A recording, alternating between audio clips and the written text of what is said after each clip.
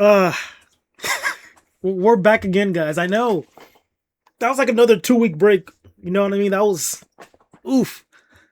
But there's reason for the break. Okay, so there was work, right? Then when work happened, I had my week off, or my 3 days off, right? So during those 3 days, like, okay, bet, let me upgrade my computer. Got some extra RAM sticks. We're going at like what, 64 gigabytes of RAM now. We're looking good. We're looking pretty good over here. When I install it, the display works, and then like I go into the main settings to make sure it's properly at the 64 gigabytes of RAM, then computer doesn't work. So my computer was like, I didn't, then at that point it was like, what was it, Sunday night? I had work the next day, couldn't had time to like put it up. Had to wait a week to freaking find a guy, set up a meeting and whatnot. Come over the phone, just something to take out the GPU capacitor battery, reset the computer. We're good. So at that point, we're like a week in almost. And then I got work again. So at that point, no time. And I was going to review Spider-Man that week too. And it was just, the point was, it was back-to-back shenanigans and craziness. No real time to drop the videos and whatnot. Because of computer being down. But computers back in action. That's what matters. We got a new screen too. So we got 3 displays now. We got 3. So it's 3 monitors everywhere. It's pretty dope. So we got the, what is this, like 2K monitor in the middle, the old display right there, then the OG gift display on the side that we used to chat. So we got 3 monitors officially. It's looking decent. We can really multitask now. It's going to be great. But rant aside, that's not what you guys are here for. You guys are here for Dune. Bro, we're almost done. Like, we are literally almost done. We're going to hit part 2 in this book in like 2 more chapters. But we're reviewing right now 33, 34, and 35. All 3 of those chapters. And they were pretty good. Those are pretty solid chapters right there. What's he face? So 30. I'm trying to think how I want to word this.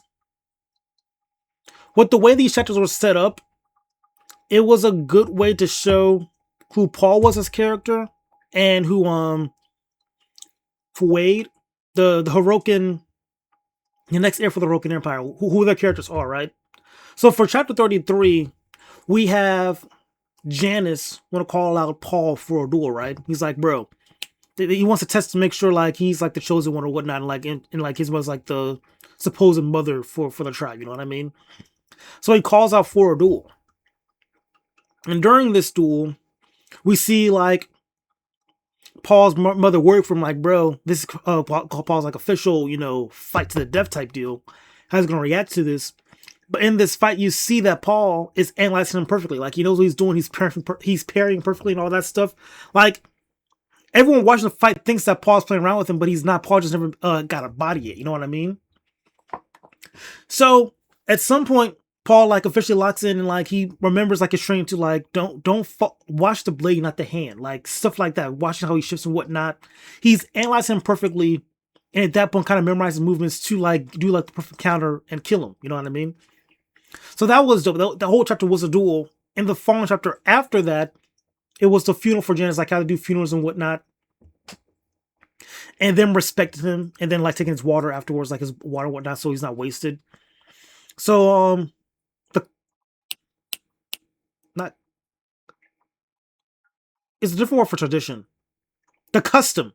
The custom is like you stand up, talk about this person, like a good thing about him, and whatnot. Yada yada yada. And Paul's feeling weird about this, and because he killed him in the duel, so he gets first picked to one of his possessions as well. But they're waiting. The people are waiting for him to say something about Janice, and Paul's like, I don't know what to say because I just killed this dude. I knew nothing about him. You know what I mean? And then Paul says this. I want to see if I can find the quote. Me and Hendrix back by popular demand. The six in my home.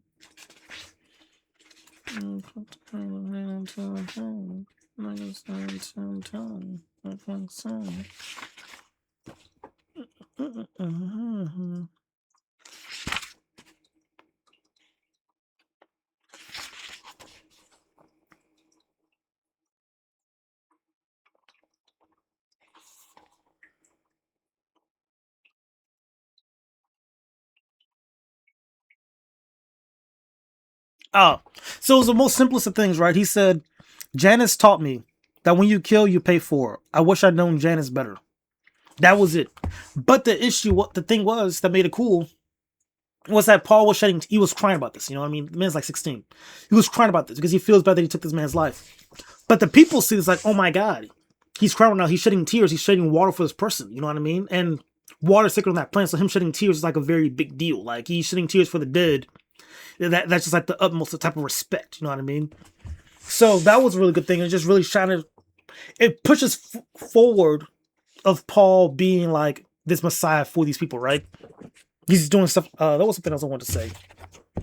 Or that they said.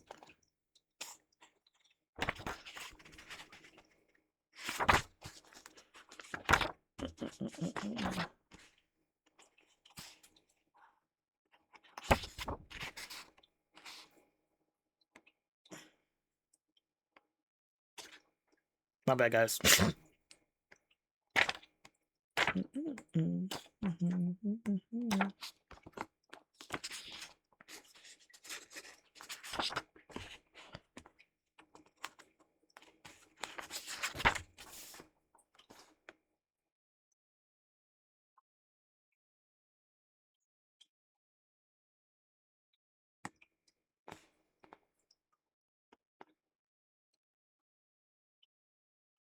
So yeah, they think of this like a gift, like he's shedding tears for the dead. Like they're celebrating this right now, you know, just further saying the foundation of this being Messiah. Like he's not trying to do this, but it's just so happening. You know what I mean?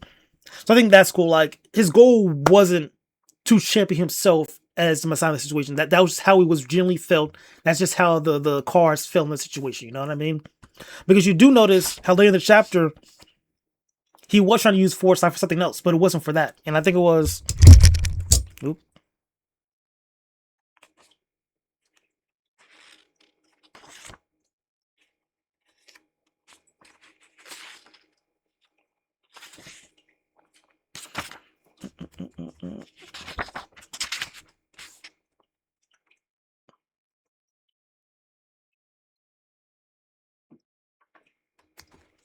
What was it?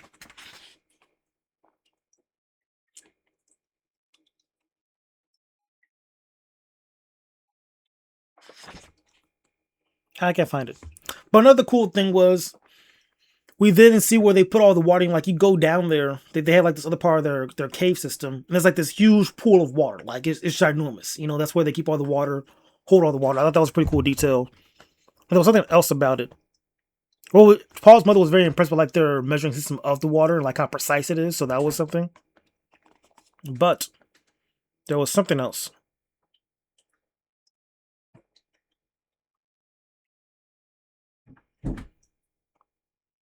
Hmm. Water.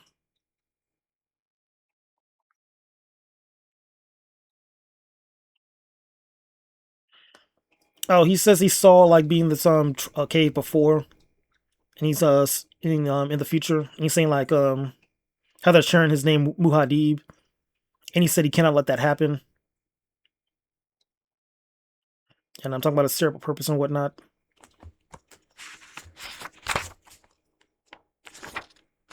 And so that was that chapter. You know what I mean? Just Paul analyzing Duel perfectly, afraid to do the kill, but does it anyway, and does it almost fall asleep where people think that he was playing around with Janice. That was cool. Then we go to the next chapter afterwards, and it's Fued's duel. Fued? Feed? We'll call him Feed. It was Feed's duel, right? And like it's his birthday duel and whatnot. That's cool. But he was talking with Hawat, and he wanted to like plan like this thing to like get the people to like him more. So the way the duels work here is they have like the slaves, fight, but the slaves are like drugged. You know what I mean? So the slaves are drugged, so they're not as mobile and whatnot. And you have a poison blade and a blade that's not poisoned. You know what I mean? That's how the duel works. So Hawat told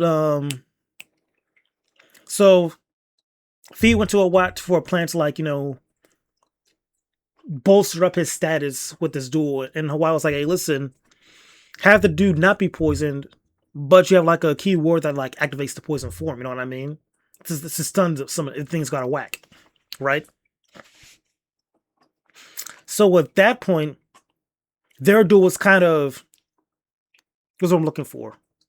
Stage. It was a stage duel to get the people to get behind Feed.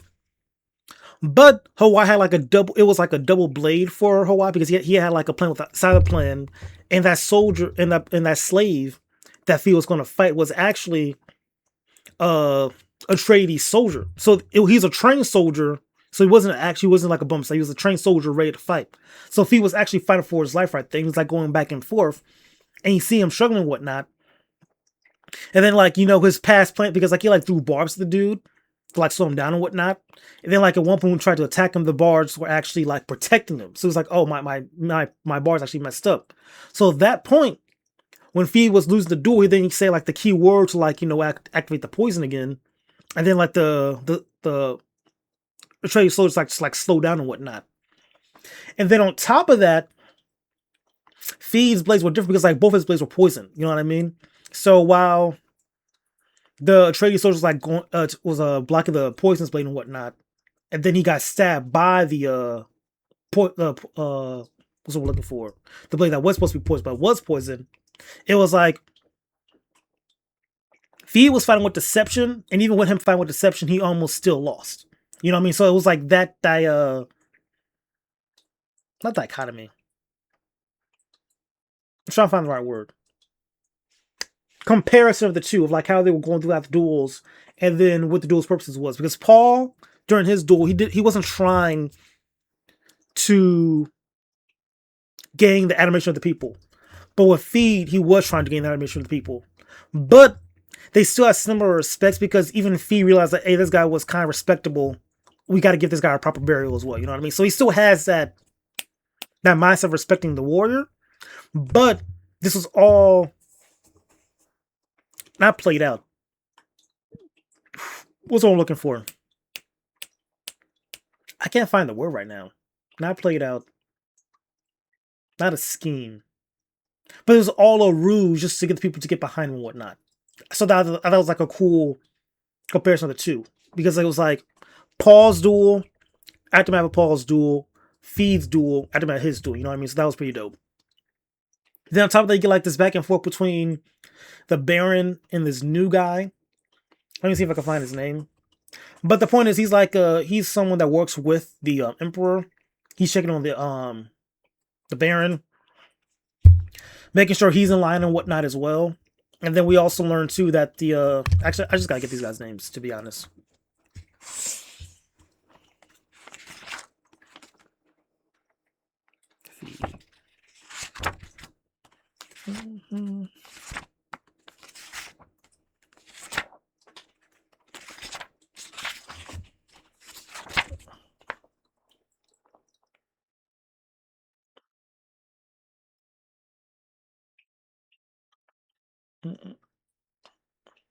Finring. Okay, so it's Count Finring and Lady Finring. Cool, that's their names. Bet.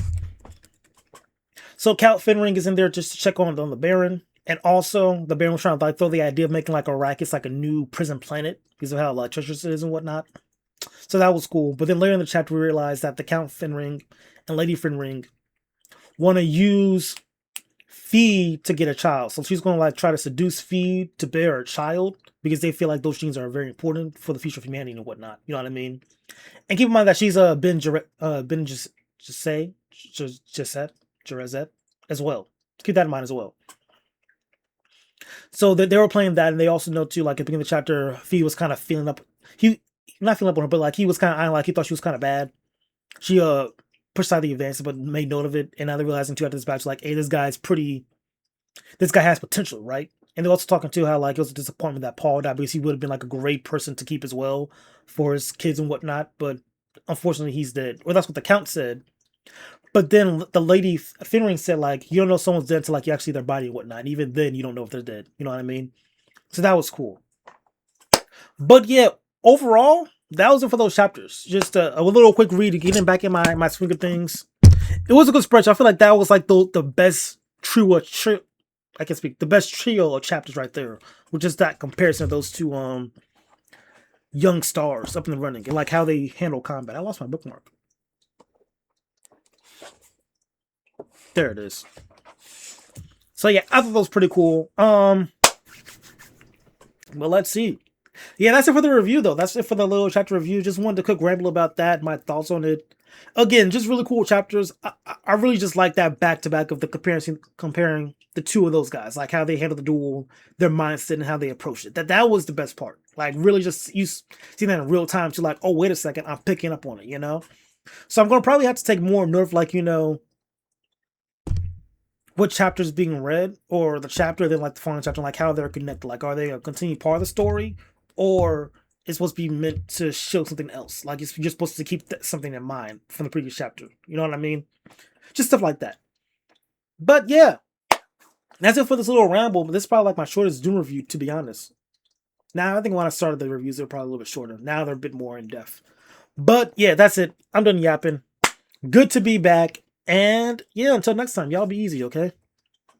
Yes, sir.